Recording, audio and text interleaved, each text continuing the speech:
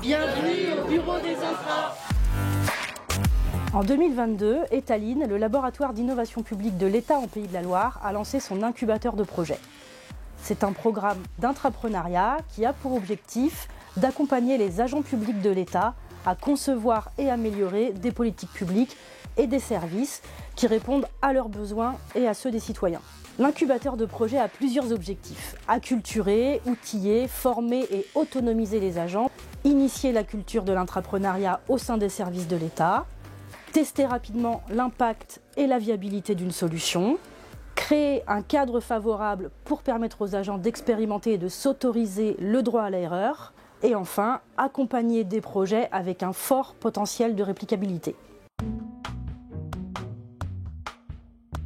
Je m'appelle Hélène Duguay-Pérou, je travaille à la DREAL Pays de la Loire, au service ressources naturelles et paysages, à la division biodiversité. Je m'appelle Nathan Bernard, je travaille au service de défense et de protection civile à la préfecture de la Loire-Atlantique au cabinet du préfet.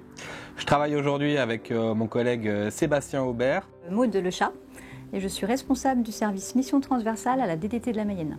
Delphine Dupuis, je suis conseillère ressources humaines, attractivité et promotion de l'emploi public à la PFRH, Pays de la Loire. Durant les 7 prochains mois, les 7 intrapreneurs vont bénéficier d'un accompagnement sur mesure pour résoudre les problèmes qu'ils ont constatés et les transformer en une solution durable. Pour transformer leurs idées en solutions concrètes, les intrapreneurs vont participer à 6 journées d'accompagnement thématique animées par des intervenants externes et par l'équipe d'Étaline. Ces journées reprennent les étapes de la démarche design.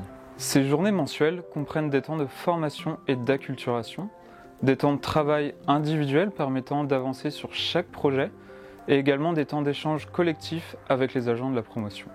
En parallèle, chaque équipe d'intrapreneurs va bénéficier d'un suivi personnalisé et régulier avec un binôme de coach composé d'un prestataire et d'un membre de l'équipe d'Étaline.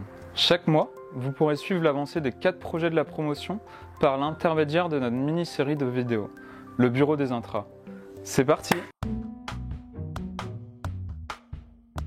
Mon projet, pour l'instant, s'intitule La fresque des plans nationaux d'action pour les espèces protégées en Pays de la Loire. Comment est-ce qu'on pourrait créer un imaginaire partagé qui montre que si on applique la loi de protection de la biodiversité, en fait ça peut marcher, l'humain peut cohabiter avec une biodiversité de qualité. Un futur projet dont le nom n'a pas encore été identifié, mais qui vise à permettre à chacune et chacun d'appréhender au mieux, dans le cadre de la gestion de crise, les différentes couches de planification hors sec pour mieux répondre aux situations.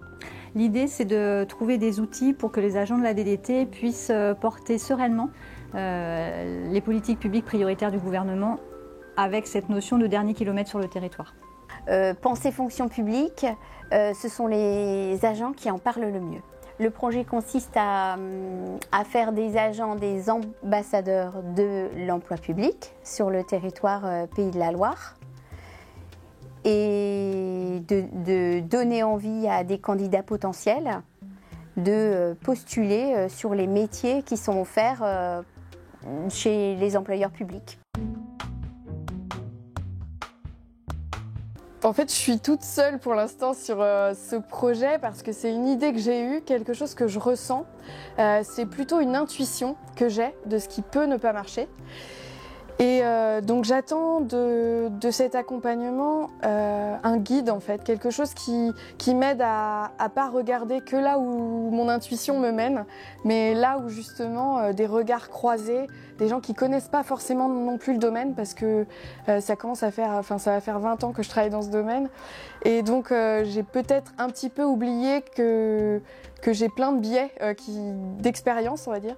Et donc j'attends qu'on élargisse ma vision et qu'on me fasse voir peut-être une autre solution, d'autres possibilités ou d'autres raisons à cet échec des politiques publiques. Là où on voit la plus-value de l'accompagnement du Lab l'Étaline, c'est qu'on voit aujourd'hui que on a besoin d'un coup de pouce pour permettre à nos collègues qui ne sont pas nécessairement techniciens de pouvoir appréhender, je dirais, le contenu technique des différentes couches de planification, et même nous, qui sommes plus techniciens, d'être plus rassurés dans notre façon de répondre à la crise. C'est d'avoir un appui méthodologique, puisqu'en fait, on voit à peu près l'objectif qu'on veut atteindre, mais on ne sait pas encore comment l'atteindre. Et donc, l'idée de pouvoir saisir l'incubateur, c'est de pouvoir prendre du recul et de prendre le temps, en fait, de se poser les bonnes questions pour pas s'égarer. Ce que j'attends de cet accompagnement, c'est de faciliter l'aboutissement de ce projet. Mes craintes, c'est de m'être complètement trompée dans mon intuition, que le problème vienne d'ailleurs et que ce problème-là, je puisse pas vraiment agir dessus.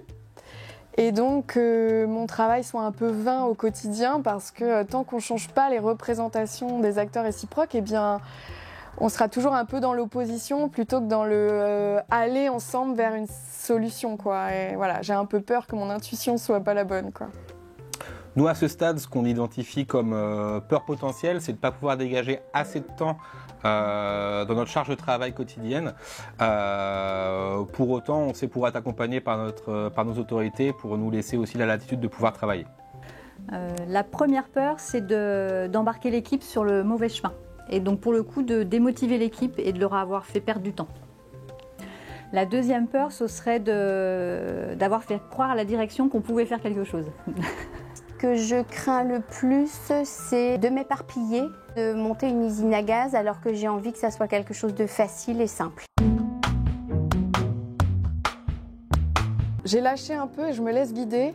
Je confie mes pensées, mes intuitions, mes idées, tout ça à l'équipe. Et du coup, ça me soulage. Je me sens moins seule face à mes idées. Et j'ai vraiment envie de leur faire confiance, en fait. Et ça, c'est un climat qui est très agréable professionnellement. J'ai beaucoup d'espoir.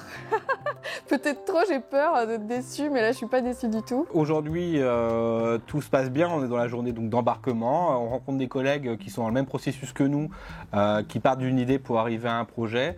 Ce qui est intéressant, c'est que on nous apprend bien qu'on ne doit pas partir avec une solution clé en main, mais venir avec un besoin et ensuite, voilà, de nous assurer que ce besoin-là est vraiment partagé pour répondre à un problème, je dirais, concret. Donc de pouvoir partager ça aussi avec des collègues d'autres structures, c'est hyper enrichissant. Moi, j'étais impatiente. Je pense que j'ai un collègue qui devait se dire c'est mon quotidien et un autre collègue qui devait être plus sur la crainte. C'est très bienveillant et c'est très agréable parce que pour le coup, on est encore avec beaucoup d'interrogations, mais on sent qu'on va être porté pour pouvoir répondre à nos problématiques, donc c'est très agréable. Ce matin, pour cette première journée, je suis arrivée très positive et ouverte en me disant ça y est, on démarre. J'ai dessiné les différentes thématiques et les différents points qui avaient été posés en termes d'accompagnement et ça se dessine en fait doucement. Et puis on a aussi les limites de l'exercice et on sait que on va pas mal brouillonner. J'ai le cerveau là agité.